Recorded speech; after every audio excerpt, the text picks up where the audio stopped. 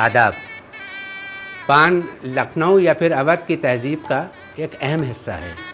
ایک بات بہت ہی خاص ہے پان کے سلسلے میں کہ پان جو ہے وہ کبھی کھایا نہیں جاتا ہے بلکہ پان سے شوق فرمایا جاتا ہے۔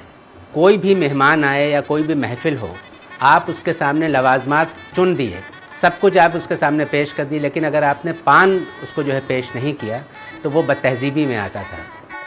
ایک بہت اہم چیز جو ہے پان کے سلسلے میں وہ یہ ہے کہ شوہر جو ہے وہ ایز اے پاکٹ منی اپنی بیگم کو، اپنی بیوی کو خرچ پاندان دیتا ہے۔ پان کے سلسلے میں جو اس کے برتن ہوتے ہیں تو پاندان تو ہوتا ہی ہے، جو کہ محفلوں کے لیے الگ قسم کا پاندان ہوتا ہے، بڑا ہوتا ہے۔ گھروں میں چھوٹے پاندان ہوتے ہیں، پٹاری ہوتی ہیں، پندنیاں ہوتی ہیں۔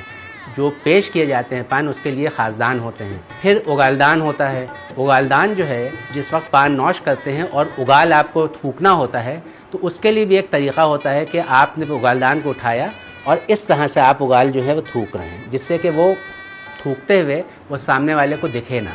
ٹریول کرنے کے لیے آپ سفر میں ہیں یا بازار گئے ہیں یا کہیں گئے ہیں تو اس کے لیے الگ قسم کی ڈبیاں ہوتی ہیں۔ تو اس طرح کی طرح طرح کی چیزیں ہوتی ہیں جس سے پان جو ہے اس میں رکھا جاتا ہے یا اس کا استعمال کیا جاتا ہے۔